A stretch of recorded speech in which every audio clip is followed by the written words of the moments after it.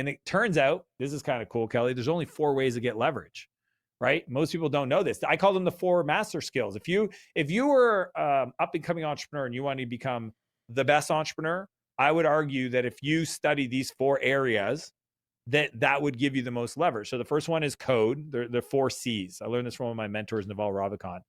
So code is automation, is AI, it's software. And you know this, you install information systems that has huge opportunities for automation and buying back your time. The second one is capital. Takes money to make money. If you give me $10,000, I can turn that into $1 million a lot faster, going from 0 to $1 million, right? So capital is a huge area of leverage. So a lot of businesses are capital constrained. They got to get good at fundraising or, your capital stack. The third is, so code, capital, content.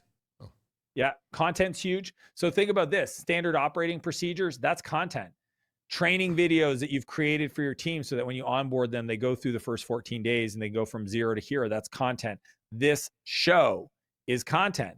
Huge leverage. If 10 million people watch it or 1, it didn't take any extra time, right? So people don't realize that creating SOPs is actually a very good use of your time, because you do it once, you train people on it, and hopefully you don't have to do that often, and they can follow that process to get an outcome. And then the 4th C is collaboration. It's people, right?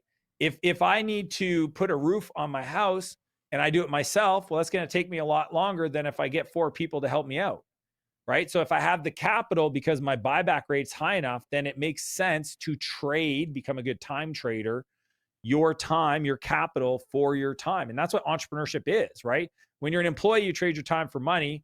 As an entrepreneur, you trade money for time. And when you become what I call an empire builder, you start trading your money for money. And that's the real game of creating wealth. So all I've decided to do a long time ago, 15 years ago, is get really good at being a time trader. And I've been teaching it for a long time to friends and clients over the years.